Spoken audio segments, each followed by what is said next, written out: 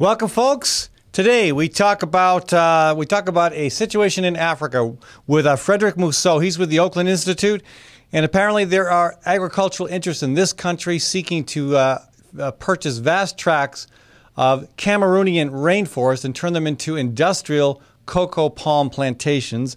We're also going to talk a bit more about the election, review what happened and what it means. And finally, we're going to talk with Michelle Jin with Physicians for Social Responsibility about her trip around Japan by bike and what she's doing to work on a project involving paper cranes, kids, and peace. From the RE/MAX Real Estate Concept Studios, this is Webcast One Live. Drug and alcohol addiction slowly steals a person's identity, tearing away pieces of their life little by little until one day it seems like the hope.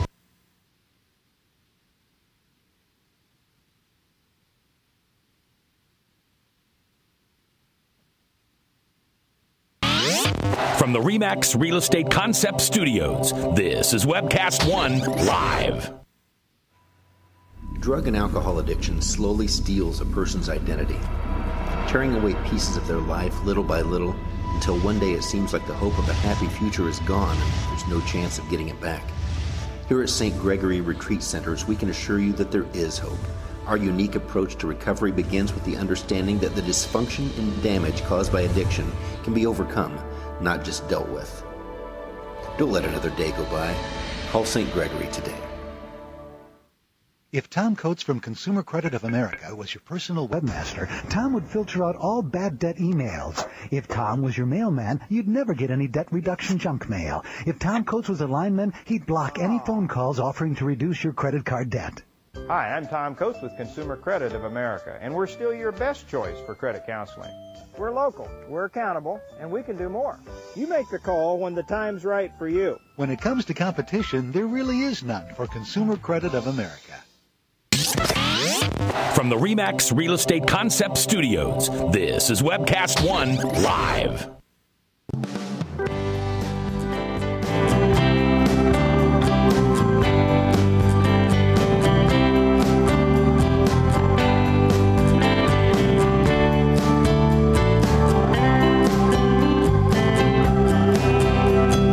Found him on the steps out in front of St. Alphonsus. Missing both the shoes. Welcome to the Fallon Forum. 2 days after the election, and America has not fallen apart, as was predicted by many folks on the right. No, the country seems to be intact. New Jersey and New York seem to be surviving the most recent assault against their state's compliments of climate change and foul weather. The day is bright and sunny here in Des Moines, so what more could one ask for? We survived. We survived one term of Obama, Russian company, and it looks like we're going to survive one more. We'll see. I personally have some hope, some optimism, some confidence, more than I thought I would have, and we'll see where that leads. Okay, so we got a lot more to talk about. I do want to get back to that. I want to look at some of the local races, local issues relevant to the election, and more important, right now we've got a serious situation to talk about. There is you've heard on the show before several times Anuradha Mittal with the Oakland Institute. She and her organization have been doing phenomenal work to highlight the Iowa connection with land grabs going on in Tanzania. Maybe you're familiar with this. It certainly has gotten plenty of mainstream press as well. Compliments, thanks to the activists that have been working in the trenches on this, and thanks to programs like this that have made it a priority. Of course, in Tanzania, the situation is Iowa's own Bruce Rastetter grabbing a bundle of land, land the size of 2 Iowa counties, well, specifically Dallas and Polk. That's a lot of land.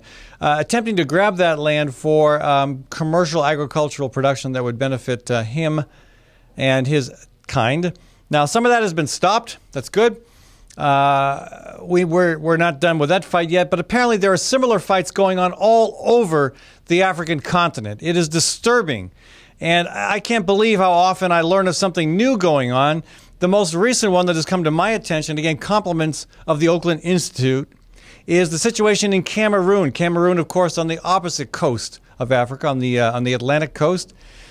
Cameroon, a fairly small country, French-speaking if memory serves, and the target of a company, a New York-based agri corporation, Yeah, you thought they were all out here in the Midwest. No, I guess there's a big agricultural corporation in New York called Heracles Farms. Well, I guess if you're going to be big and from the Empire State, you might as well be named Heracles.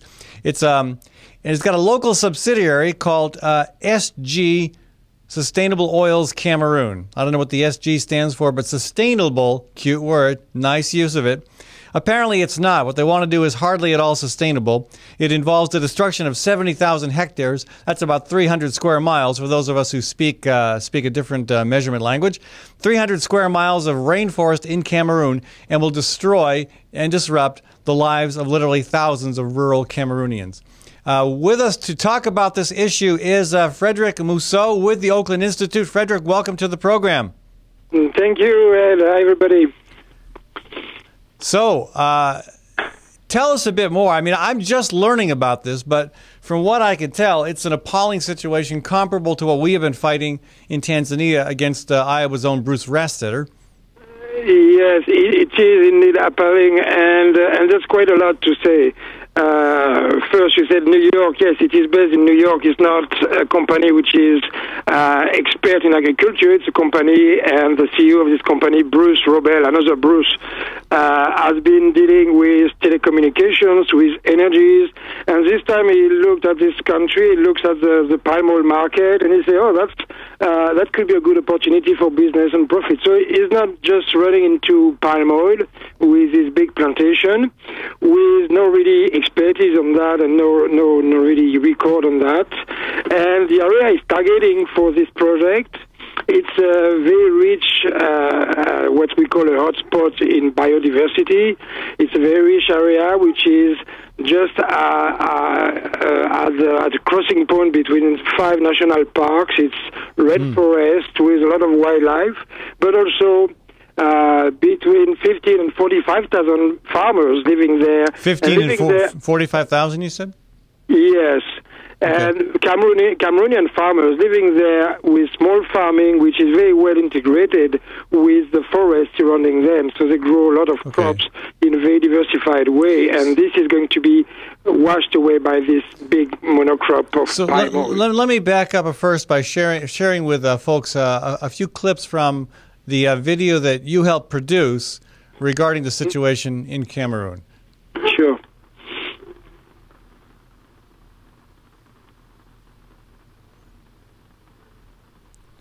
Slight pause there. A little, we'll call that an uncomfortable pause, but I think we're about ready to go.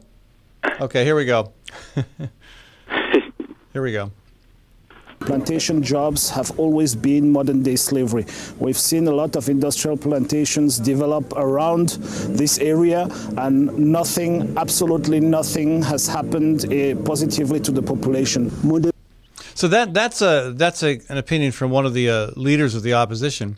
The plantation jobs have always been slavery. Now, certainly, when we look at colonial history in Africa, and we think of the European nations that were active there, yeah, in the history books, we describe that as colonialism, as nothing, never good for the indigenous people. Is this a new wave of colonialism? Yeah, I mean, clearly there's a whole rhetoric today of development, which is about creating jobs and creating employment, which was not there at the time of colonialism, which was just about taking over resources. But at the end of the day, it is exactly the same thing. It is about taking over resources with the agreement and the participation of some local leadership. But at the end of the day, it's very similar. It's really about taking over very precious resources in this time of scarcity, in this time of pressure on the oil and food markets. So let me ask you this: we know who Bruce Rastetter is. I mean, we can put a face on that name here in Iowa. Who is the guy who owns the New York-based company that wants to take this land over? Who is he? What's his story? So it's another Bruce. It's Bruce Robel, and you can find him easily on Google and on our website as well. You can find his photo and see his face. He's been dealing with telecommunication and energy. He's been working on dams. He's been working on high-speed internet. So he's the owner of Heracles, and that's Herakles, Heracles Farms. He's the owner. He's the CEO. It's very interesting. It's a very interesting character because he is the CEO of this company, but he's also the chairman of an NGO called All for Africa, and which is about doing sustainable development in Africa. And this man is actually managing these two entities, and by having this NGO part of this project, is pretending to do sustainable development. Well, that's the same thing. That's the same thing that Bruce Rastetter did, of course, with getting Iowa State University on board to paint the project as something of benefit to the indigenous people. It sounds like he's doing the same thing. Yeah, I guess this one is even more appealing because it is an NGO, which is it's supposed to be a charity doing development, but it is actually all. I mean, what is it doing is really about doing PR and making. You know, they go to communities in Cameroon. They say, "Oh, you don't look good there. We're going to bring you a well, or we're going to bring you a clinic."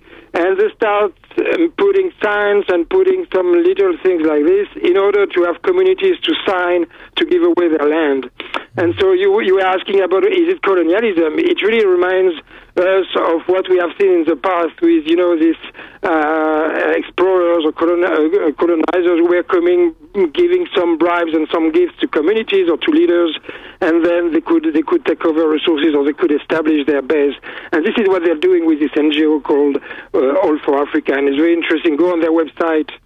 All for Africa, yeah. All for Africa. They pretend actually to do sustainable development, but also to plant trees, and they do big fundraising at the moment to plant trees in Africa. And so now when we hear planting trees in Iowa, we think that sounds like a good thing. But again, this is not just the casual, you know, tree planted for beautification or for, you know, air quality or something like that. These are trees planted specifically in land where farmers would be displaced, where forests would be cut down for commercial benefit to the owners of the company. Correct? I couldn't believe my eyes the first time I saw that. This company is saying, and this NGO, so-called NGO, is saying, we are going to plant 1 million trees. And yeah, it sounds so good. It sounds like they're going to do development, reforestation, bring development to Africa. But they don't say anywhere that to plant these trees, they have to do massive deforestation of primary forests, and they're going to replace this primary forest with palm oil trees, like a monocrop plantation with a heavy use of pesticides and so on. Let me go to one more clip, Frederick. We have two more clips I want to play from the video you sent. The next one is the same gentleman talking a little bit further about the problem, and then I want to go to a clip that shows some of the deforestation that's already occurred.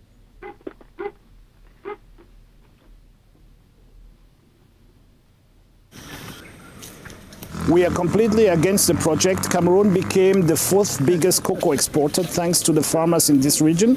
And the entire cocoa industry in Cameroon, the entire coffee industry in Cameroon is based on small-scale exploitations. It's based on family-type farms. And that's the way the projects became what they were. And that's the way Cameroon became the fourth biggest cocoa exporter in the world. And I think the sixth biggest coffee exporter in the world. It is not with industrial productions that will get anywhere, and we don't solve the problem of the population because the people earn less on industrial farms than they do earn from family holdings. So basically, Frederick, what he's saying is that we've already got a great cocoa industry here. It's one of the leading exporters in the world. It's run. The land is owned. The production, the profits are controlled by local farmers. In some cases, perhaps by cooperatives. And why would anybody in? I assume that Heracles Farms, the New York corporation, has some allies within the Cameroonian government that are helping him exploit the people there. But I'm trying to understand why they could possibly argue against a system that's working and replace it with something that's industrialized. What are their talking points? What are they saying about this? I mean, on talking points, they say that they're going to bring developments and they're gonna even address a humanitarian need because people are so poor, and they're going to bring them jobs and infrastructures, and everything will get better after that, which is, as we know, a perfect lie. And the story of plantations in the area shows us that it never happens this way. So this is the rhetoric. But what you're asking me, how is this possible? Clearly, what we have there, especially with the current oil and food markets, is very huge financial stakes. Or estimates on a plantation like this are something around several, like 2, 3, maybe $500 million every year of profit when the project is running. And with this kind of money, you can get a lot of support, and you can do few projects here and there to get even local approval. But you can also have quite a strong bargaining power and strong support from individuals within government. So is there corruption? Part of the problem. Is there corruption within the Cameroon government? We don't have any evidence of corruption. What we say is it's very shocking to see a project like this moving forward with opposition from the local population, with an economic model which is not going to benefit the country, and still the government has signed with this investor. So we are really asking, why is the government of Cameroon moving forward with such a project which is going to be such a bad impact for the people? And why don't they invest in support to their population, to the farmers who are there, who can have some who will be certainly welcoming investment in their infrastructures, in their ability to market their products, in their research for better seeds and so on. So there's a lot to do in support of the Cameroonians. But what they're doing is that they're supporting the interests of a minority, minority being a U.S. investor, and certainly some Cameroonians who will have stakes in the business. Let me go to one more clip here that shows the deforestation that's already occurred.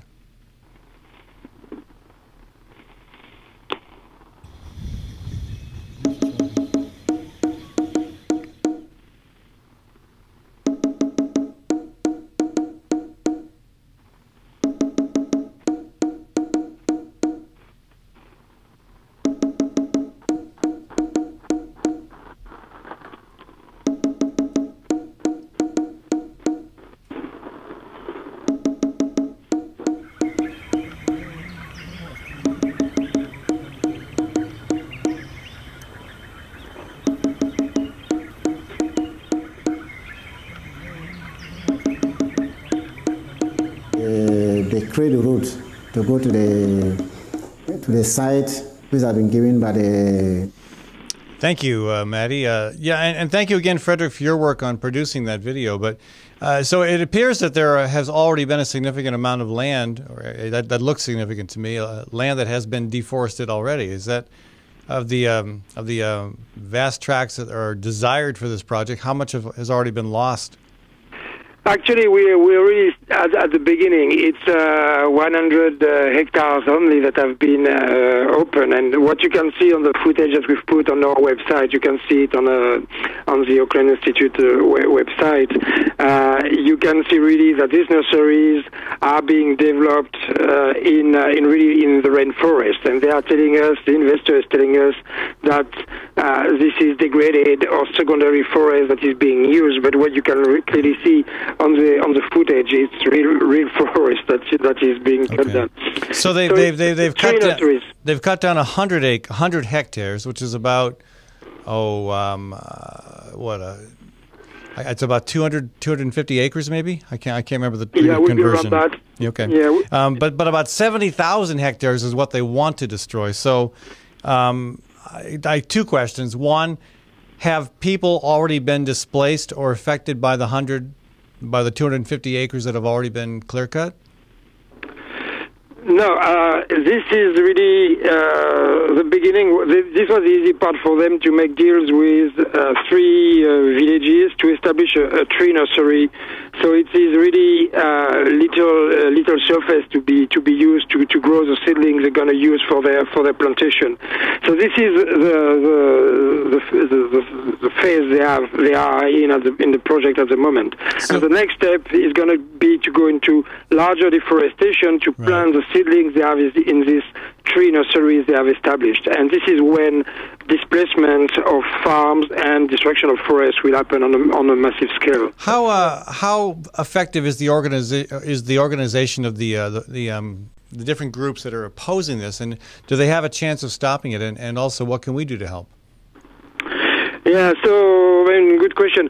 Actually, Cameroon is a French-speaking country, as you said, but we were lucky in the interviews you heard, they were in English, because it's actually the English part of Cameroon, which is close to the Nigerian border. And so it's English-speaking part of Cameroon, and kind of politically marginalized in the country, which is primarily French-speaking and governed by a French elite. Overall, what we feel is that the local organizations who have been fighting there have had not much success so far. They had some good successes with local courts, but they're really fighting out to be heard by the central power, and they find it really difficult to be heard and even seen by the central power. They are far. The infrastructures are very bad, so it's days of driving to go to this place, and they're kind of forgotten in their forest and ignored by the power. So they really came to us. Cameroonian NGOs asked us, because we were known with our previous work on land issues. They came to us, the Auckland Institute, to help expose the deal and put pressure this way on the investor in the U.S. as well as on the U.S. government. The Cameroonian government. Yeah. Is there any effort in the U.S. Congress, or perhaps even in the New York Assembly, to bring pressure on the leaders involved with this corporation that's leading the deforestation? Is that possibly at all effective, or is this more of a local Cameroonian issue at this point in terms of government involvement? No, clearly we are pushing now in the U.S. and we believe it's much more has to be done in the U.S. because it is investor based in New York, and it needs support, financial support and political support to operate the way they want to operate. So we think it is important, and we have at the moment on our website we have an action alert which allows people to write to U.S. senators, which allows from New York, which allows people to write to the president of Cameroon and to the CEO of this company to tell them to stop. So we do bring the struggle in the U.S., and we do believe it is important to do that. Also because it is the U.S. official policy to support U.S. investors in Cameroon, and it has been really going on for years. Well, it's been the U.S. government's policy to support American corporations draining the lifeblood from companies for a long, long time, whether they be in Africa or South America or Central America. Hey, Frederick, I want to thank you for joining us. I've got to move on, folks. If you want to get more information about Frederick's work and the work of the Oakland Institute, specifically on this project or in other areas, it's www.oaklandinstitute.org. And again, you might also, while you're there, view the film that Frederick helped put together. I will tell you, it's a very good film. It's also some of the accents are very difficult to understand, and some of the captions go by very fast. But it's worth looking at to get a better feel for what's going on. And again, there's no reason we can't take the time to encourage our congressmen and women and our president to do their part. I guess, of course, here when it comes to Tanzania and the situation there with Agrosol, we're in a much more powerful position of influence in Iowa because of Bruce Rastetter's connections to this state. But I'm sorry to hear that so much of this is going on in Africa. It obviously is it's a wave of imperialism that many of us don't see. It's flying under the radar, and I thank you very much, Frederick, for bringing it to our attention. Thank you very much for having me. And yes, sorry, the film is not perfect. It was made locally with all resources. So I understand, it is showing what we wanted to show, that people are opposing the project and that it is bringing deforestation, and it is showing that the company is lying. So we have with this film an opportunity to really show what is the truth again, as we did with this Agrisol project. And it's really, our struggle is really about bringing this truth and bringing the voice of the people to the public. And, I think it does a fine job, and it certainly helped me understand the project better. So again, thank you for that. Great. Thank you very much, and I hope we'll speak again soon. Okay. Frederic Mousseau, folks, with the Oakland Institute, talking about the efforts of a big corporation in New York to grab up 70,000 hectares. That's over 100,000 acres of land in Cameroon for coconut palm production, an industrial farm that would displace a lot of folks who count on the land to earn their living. When we come back, we're going to talk about politics, but I want to take a second to thank Physicians for Social Responsibility, also the Iowa chapter of the Sierra Club, and this segment of the show sponsored by Gateway Market. Gateway Market is at 20th and Woodland. They've got a great grocery store, a lot of local foods. The entire gamut of things you might want to buy at a grocery store are there, including cosmetics and wine, dairy, you name it, they've got it. And they've also got a wonderful cafe. Breakfast, lunch, and supper are served in the cafe. And Gateway also has a catering service. Check them out at 20th and Woodland, and thank them for supporting the Fallon Forum, and I thank you for supporting the businesses that make this alternative to right-wing talk radio possible. We'll be back in a few minutes on the Fallon Forum. From the RE/MAX Real Estate Concept Studios, this is Webcast One Live. Hey folks, it's Ed Fallon. I want to tell you about saving energy and saving money. Tim Reynolds with Reynolds Energy Solutions will give you a comprehensive energy audit that will cost you nothing. And Tim will identify the many ways in which you can reduce energy use while saving money. Now, I had Tim over for an audit last month, and I was amazed, I tell you, at how much energy was going through the roof, out the windows, the back door. You get it. So before the cold winds of winter really blow hard, give Tim a call at 802-2801. That's 802-2801. Host is a locally owned restaurant in downtown Des Moines that focuses its food and philosophy on embracing simplicity. The majority of Host's food is from local farmers who practice sustainable and health-conscious agriculture. Much of what you'll find on your plate is a familiar comfort food, presented with a modern and tasty interpretation. Host is open for lunch Monday through Friday from 11 to 2, and also available for private dinner events and special themed dinners throughout the month. So, check out Host at 13th and Locust in Des Moines. With warm weather finally here, it's time to think about upgrading the efficiency of your furnace and air conditioner. Leonard Tinker Heating and Cooling has provided honest, competent service for over 20 years. Whether it's your home or business, for repair work or to install a more energy-efficient furnace or air conditioner, call Leonard Tinker at 263-0422. That's 263-0422. For honest, competent heating and cooling service, call Leonard Tinker at 263-0422. Wow, some wedding. Yeah, I've never seen a bride in coveralls. Right, and skipping down the aisle to accordion music. Not to mention the reception. That wedding cake was a freaking fruitcake. It's your wedding. Don't leave anything to chance. Diana's Wedding Cakes. Using only the finest, freshest ingredients with free on-time delivery and setup. Choose one of Diana's custom designs or create your own. Call Diana's Wedding Cakes, 641-275-9279. That's 641-275-9279. Drug and alcohol addiction slowly steals a person's identity, tearing away pieces of their life little by little until one day it seems like the hope of a happy future is gone and there's no chance of getting it back. Here at St. Gregory Retreat Centers, we can assure you that there is hope. Our unique approach to recovery begins with the understanding that the dysfunction and damage caused by addiction can be overcome, not just dealt with. Don't let another day go by. Call St. Gregory today. Whether you're 10, 25, 50, 80 years old and beyond, everyone needs to live within their means.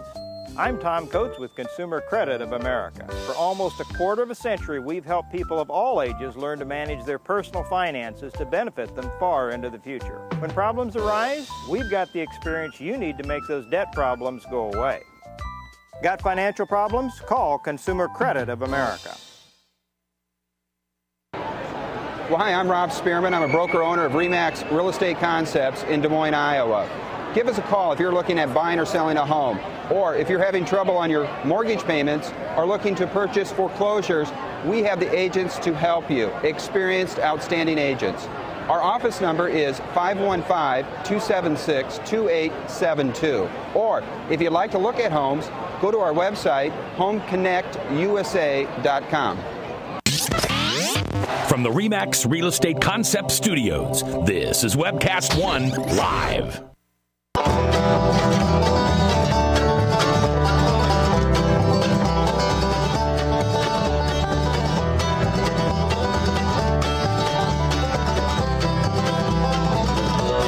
Welcome back, everyone. Thank you for staying around for the second segment of this program. I'm going to talk a little politics here. Later in the show, Michelle Jin with Physicians for Social Responsibility is my guest. She's going to talk about her fantastic voyage around Japan. Can you call it a voyage when it's a bike ride?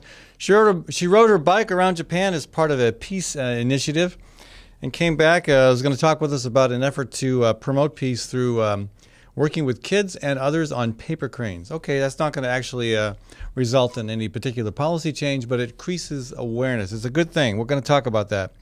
But first, I want to... The right wing is smarting pretty badly right now. And, of course, the mouthpiece of the right wing is commercial radio. And to refresh people's history on how it got to be that way, well, we have Bill Clinton to thank, ironically. Talk about making him a boo-boo. Bill Clinton helped support the telecommunications deregulation bill of, I believe, 1996 or 7, and that allowed corporations to own multiple stations in the same market.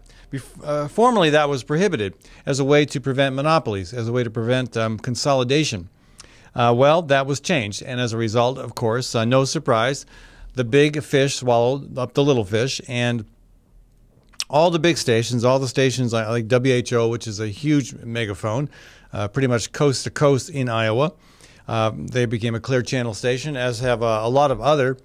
Clear Channel remains the biggest.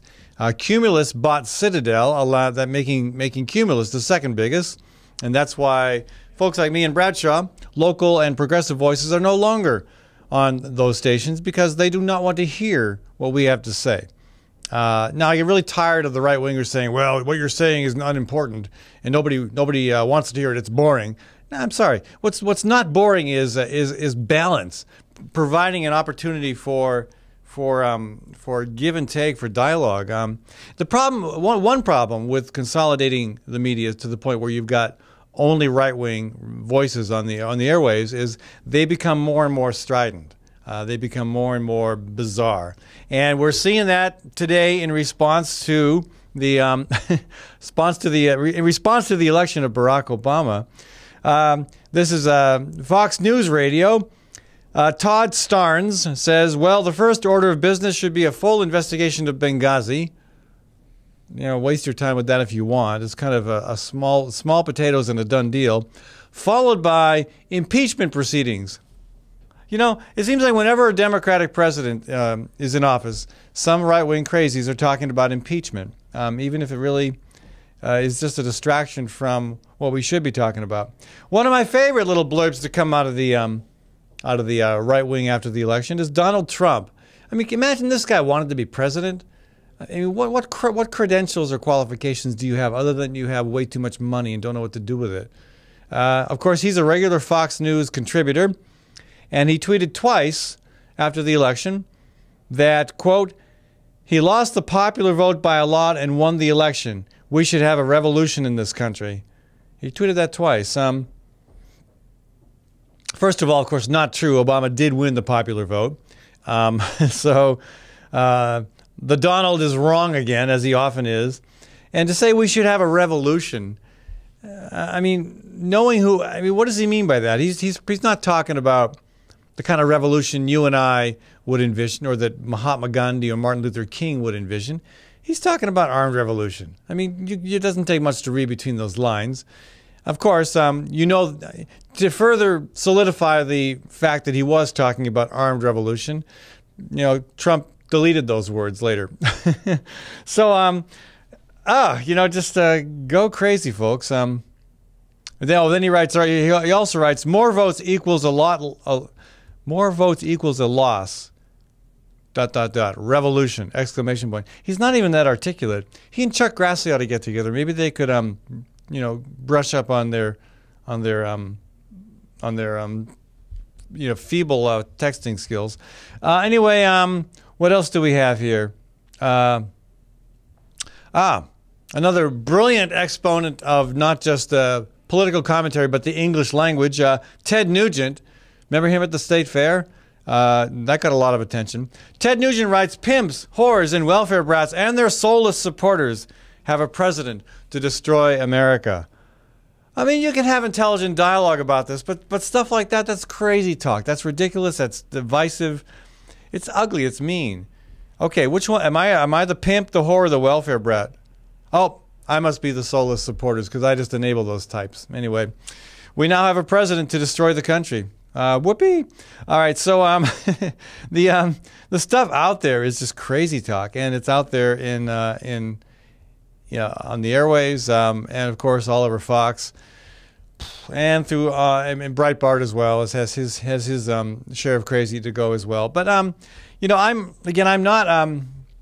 I've made this clear for a long time. I've been disappointed. I'm very disappointed in Barack Obama's first term, but I do think he's accomplished some things. And I should have said this more before the election, but I didn't feel it. Now I feel it. And maybe I'm just a fool. Maybe I'm naive, but I feel there will be there is some cause to have hope and change. I really do. The experience of the rally Monday night was very empowering, and to see when you reflect on the type of campaign that Obama ran, again, there certainly were the attack ads, but nothing like what we saw coming from the other side. And we saw a deliberative response to questions during debates, unlike Mitt Romney, which, he seemed to be able to change his opinion every time he turned around. And, with Obama, there was consistency and there was thoughtfulness. And I'm hoping that he, and the early indications are that he may be pushing some people out of his administration, hopefully bringing in some people with more progressive values who are going to be bolder and take the initiative to address some of the real serious problems we have. Personally, I'd love to see us take another shot at healthcare reform, because while healthcare reform, healthcare reform did not happen in the. Let's make it clear. What happened was not healthcare reform. It was tweaking the system a little bit, and there were some good tweaks in there. But it's not the reform we need. It's not the overhaul we need. Maybe we will see that when it comes to immigration. More important than anything, we need to see it on climate change, because climate change is the most serious challenge ever facing not just our country, but the human species. And we need a lot more than just increasing the miles per gallon, the fuel efficiency. We need a lot more than the wind energy tax credits.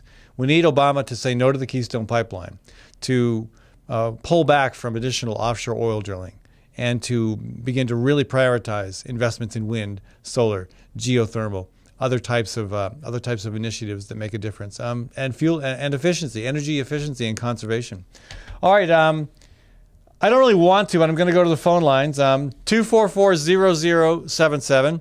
Again, you should really, if you listen to the show and you appreciate what I have to say, and you want to have you want to prevent Frank from Des Moines from calling in, then fill up my phone line so I don't have to take his calls. Frank, welcome to the show. How's that for an introduction? Oh, that's a great one, Ed. Thank you. Hey, before I get started there, I just wanted to mention Newt Gingrich said something, I think it was Monday night, prior to the election, that y'all might chew on. He said, watch how the government, FEMA, watch how the bureaucracy handles this disaster out on the East Coast, and that'll give you some faith or lack of faith of how the government's going to handle your health care. Well, Frank, that was one of the more illogical things I've heard you say. Yeah. Okay. Well, let me just make it blunt. I have no confidence in the government to handle anything. I don't even have confidence for them to deliver my mail, much less handle health care. But, all right, that's a really, really good example of how you are so wrong. The government does a great job at delivering the mail, and they don't even get any tax money to do it. Okay, well, Ed, listen, if you would spare me a couple of minutes there, I've got a few things I'd like to get off my chest. They'll be brief, about a minute or two, if you'd allow. I'm a man of my word, and I don't know if, I think I told you, but I know I told Bradshaw, I may have told you, that if the Republicans gave me one more stinker, a la Bob Dole, John McCain, that I was going to pretty much resign from the Republican Party and give up voting.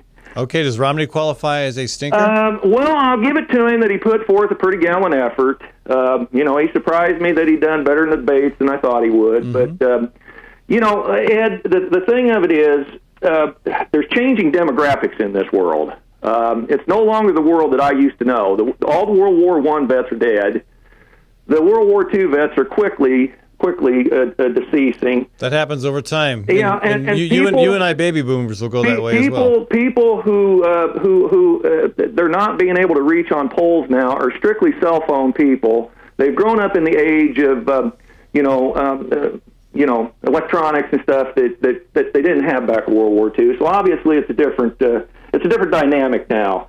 But basically, you mentioned to me something the other day about Murdoch and Todd Aiken and some of these guys. Well, I want to help you with some of the guys you associate with, because one of your Democratic biggest cheerleaders is Chris Matthews on Hardball, and I just want you to know that Chris Matthews was on the air cheering for a storm that put thousands homeless and millions without power. I didn't see that. I didn't know that. If he did that, that's wrong. That's horrible. If he did that, that's wrong. Look it up. All right. And the second thing is I would like to criticize Chris Matthews on. Every night that CNN or Fox was covering the Libya situation, for about a month, Chris Matthews was on there. I mean, they even drugged Gloria Steinem out of mothballs. But they basically had a continuing nightly on Hardball bogus war on women. Now, any women want to see a real war on women, get over into the Arab countries and you'll see the real war on women. But beside the point there. Or some of the Republican U.S. Senate candidates. I'd like to give a special praise and special thanks to the single women out there who thinks that this god-awful right to abort what's in their belly is more important than this country going off the fiscal cliff. Let me ask you one more question, Frank, and then I got to go to a break here. I got a gal joining me from Iowa City on the phone. You said that if and you mentioned Mitt Romney, but Kane and John McCain and Bob Dole. Are you to the point now where you're ready to join me and quit the one of the two major parties? I will quit the Republican Party. Now, whether I'll join another one, that's. So you are gonna quit the Republican Party? I'm going to quit the Republican Party. But one quick thing I'd like to say to you here, if you just extend me another 30 seconds or so. Right. I basically got riled up to get back into politics in 1998, and I got it back into politics in 1998 pretty hot and heavy because I was very incensed over the Clinton impeachment and the lack of the testicular fortitude that some of my state representatives, Leonard Boswell and Tom Harkin, had. Now, I've been on a vendetta since that to see those two guys railroaded out of the office. So the only thing you and I have got in common to be happy about today is the fact that Leonard Boswell is retired. I wouldn't say I'm happy about that. Leonard. But my second point is I'm going to give up because Tom Harkin will probably have to kick in office before he goes, so I'm going to give up on that one. I won't be able to see that one through. Yeah. But all right. Well, I just want to tell you, Ed, it's been nice talking to you. It's been nice that you've let me have as much time on your show as you've had. I get a lot of criticism for that, Frank. Well, listen, I'm focusing on the second coming of the Lord, and I'm getting out of the political stuff. I'm going to unregister, and I don't want to get called to jury duty again anyway. So pretty much. Well, you better give up your driver's license and your utility bill as well. Then those are also part of what they choose to pull from. Well, hopefully they'll just worry about my registration. Well, hopefully you'll when you do get called and you express your bizarre views, they'll think, wow, this guy, we can't have him on the jury. Hopefully. I mean, I had a cousin that went down there, and anybody that mentioned Jesus Christ was immediately excused. I've never been seated either, Frank. So anyway, hey, I do appreciate the call, Frank. But listen, I do appreciate your time, patience with me, and appreciate you giving me the airtime you gave me over the years. So. Well, is this like a farewell? It's kind of like a farewell on politics. I may call now and again if you'll indulge me on religion, but for the most part, I do talk about religion once in a while. But if you have a show that's focused on religion, I'll be glad to give you a call and put in my 2 cents. But I'm getting check out my of website. political. I still standing offer, Frank. I'll buy you a beer sometime. Okay. All right. Thanks. If I run, I'll try to make a point. I see your newsletter and I see where you hang out, and I'll try to make a point to run into you sometime. Good. I'd like that. All right. Thank you, Frank. Bye. Folks, I want to thank Reynolds Energy Solutions for sponsoring this segment of the program. Reynolds, and Frank, you ought to do this too. Get an energy audit. Go to ReynoldsEnergySolutions.com or call 802-2801. Tim does these audits for free, and they're not your usual run-of-the-mill audit you get from Mid-American. They're very, very comprehensive. He has a fantastic array of equipment he can use to make this happen. It's free to you, but it will identify ways in which you can save money, save energy, and feel a lot better about your reduced carbon footprint. So give Tim a call, 802-2801. We'll be back in a few minutes with Michelle Jin with Physicians for Social Responsibility. From the RE/MAX Real Estate Concept Studios, this is Webcast One Live.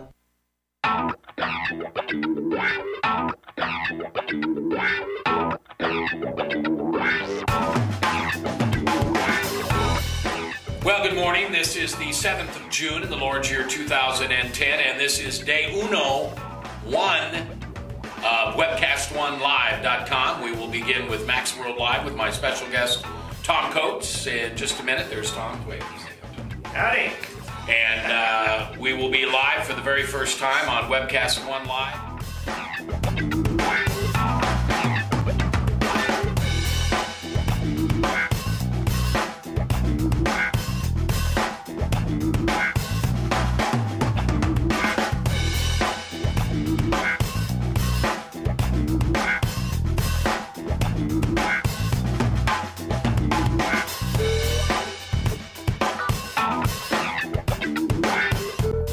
Someday we're going to look back on this and say, gosh, remember that old day in history?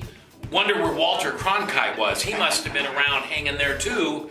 But actually, it's the beginning of Webcast One Live. And thank you for listening. Thanks, Rob Spearman, and everybody who's put together this project together.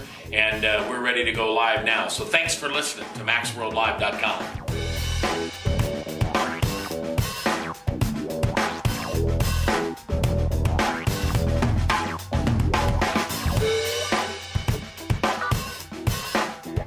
I can't tell you that it's going real well from time to time, but it is going.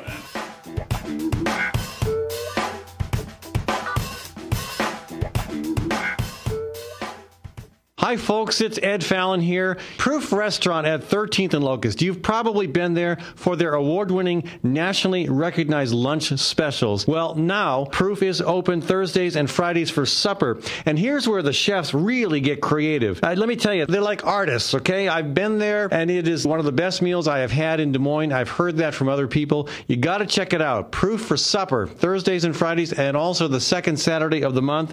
Do not assume you can get in. Make reservations. Contact Proof Restaurant online at proofrestaurant.com or 244-0655. That's 244-0655. Hi folks, Ed Fallon here. When it is time to entertain, think of Gateway Market. Let them handle the details. Gateway offers a wide variety of stress-free options like cut-to-order cheese and charcuterie. There's a delicious olive bar and a wide variety of chef-prepared dips and spreads. Or let the catering team take care of the entire event, right down to the wine and beer pairings. The expert floral designers can even customize the perfect centerpieces.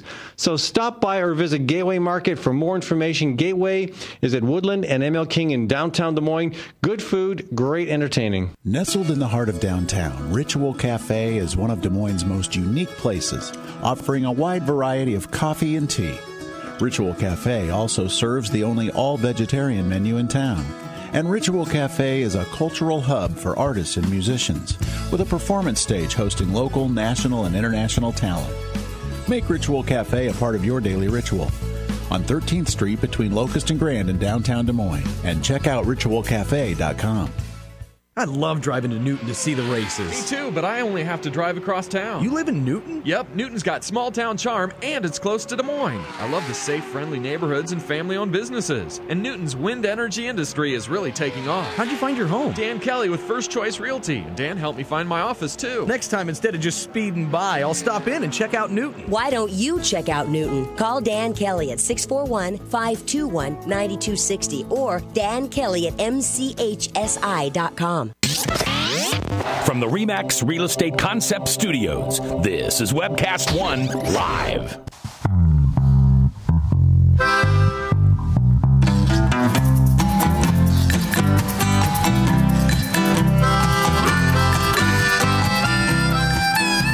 Hey, a quick comment about the state house elections, especially with the retention of the Senate in the Democratic column, and that was an interesting situation election night because there were various seats going both ways, but the numbers pretty much stayed the same, and they will probably. I mean, I think the Republicans have a chance of picking up the seat that vacated by Pat Ward's premature death.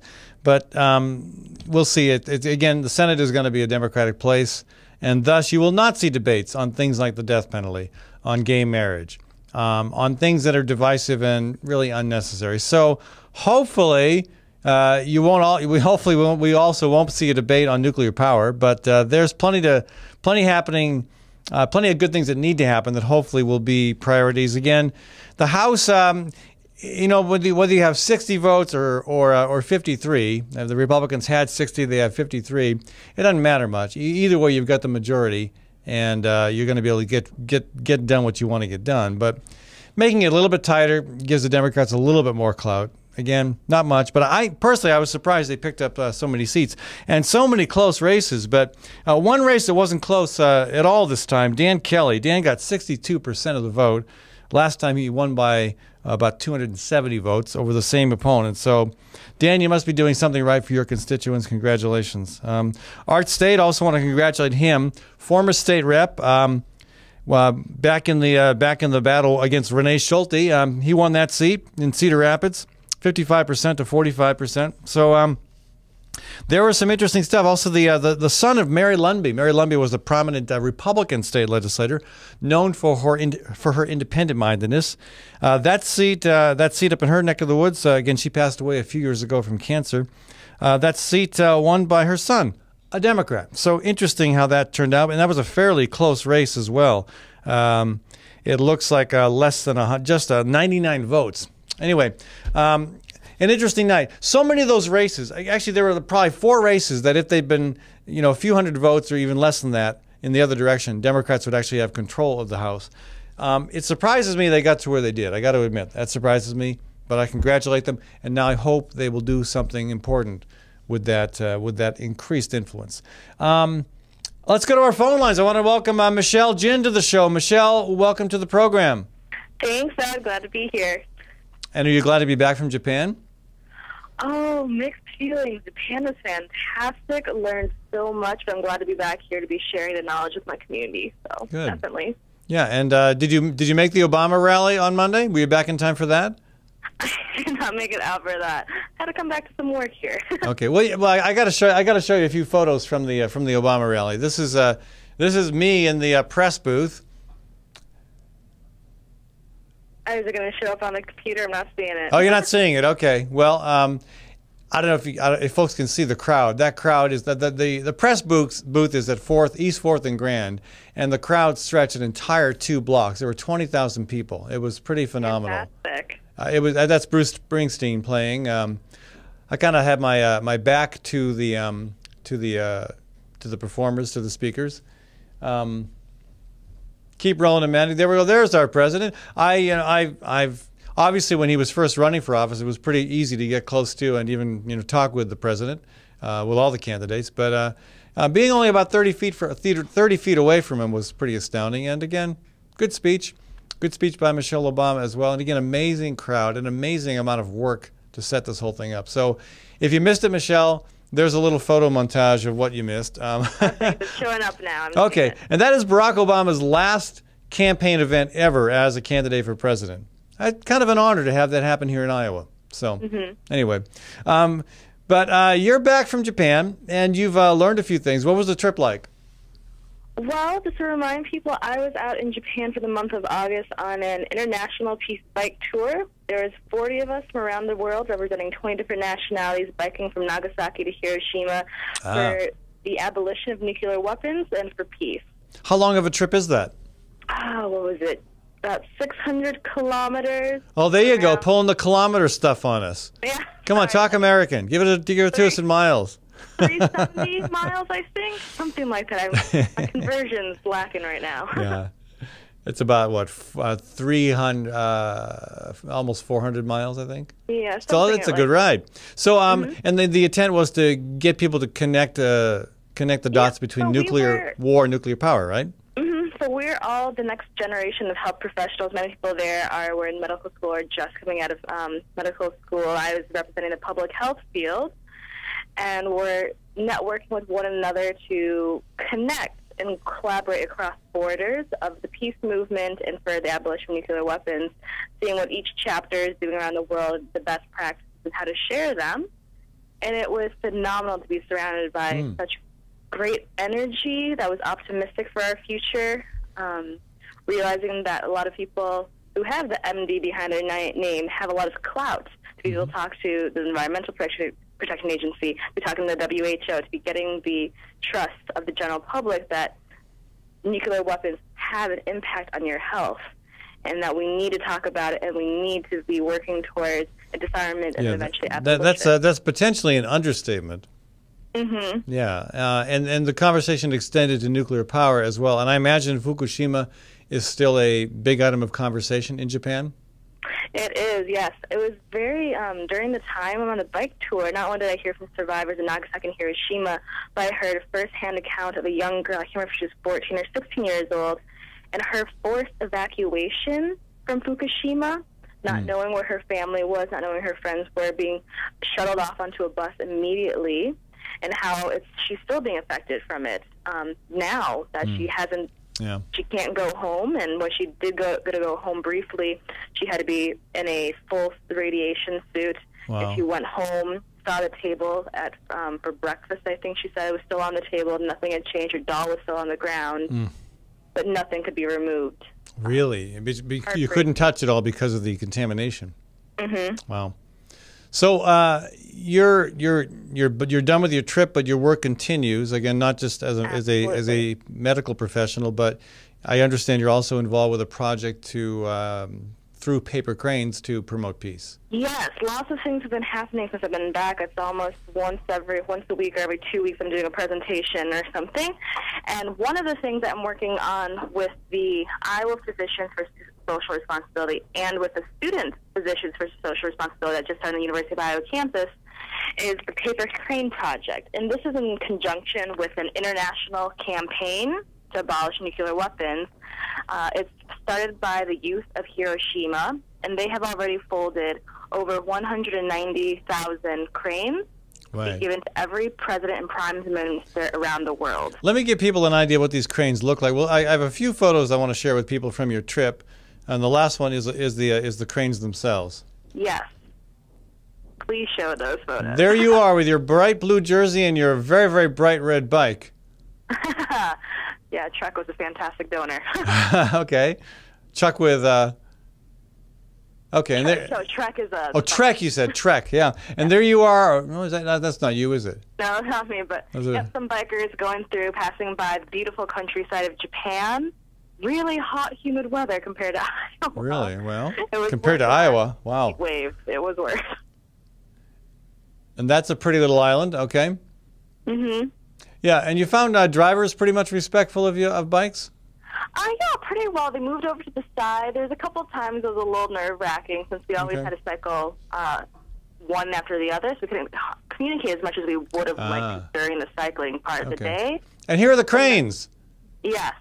Okay, these are amazing in their color, and I guess the proper name for this style of art is origami.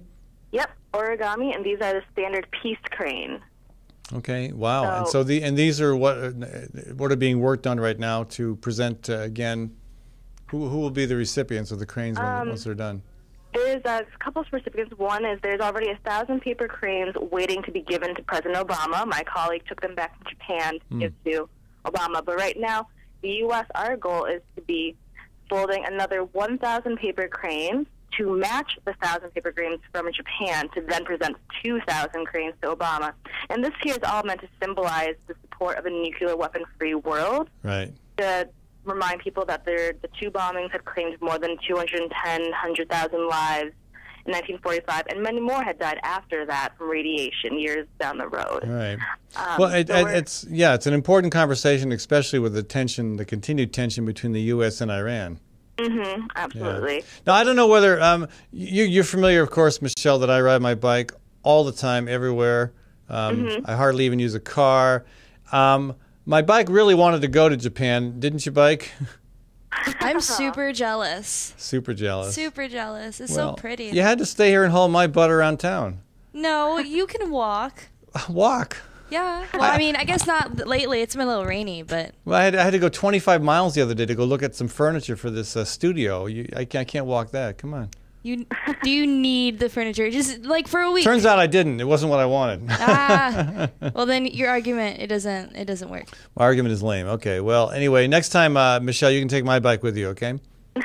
Sounds good. All right. Anyway. But Ed, I definitely want to mention that there's an event coming up. I know there's people all around the state, but there's two events coming up. One is this Saturday. And it's going to be my large community presentation. It's called Cycling for a Cause, United for the Abolition of Nuclear Weapons, taking place this Saturday at Trumpet Blossom Cafe in Iowa City at 2 p.m. You know, I don't think I have that on my website, but if you send that to me, I'll get it up there. Oh, I had sent that to you in an email. Oh, my gosh. It fell through the cracks.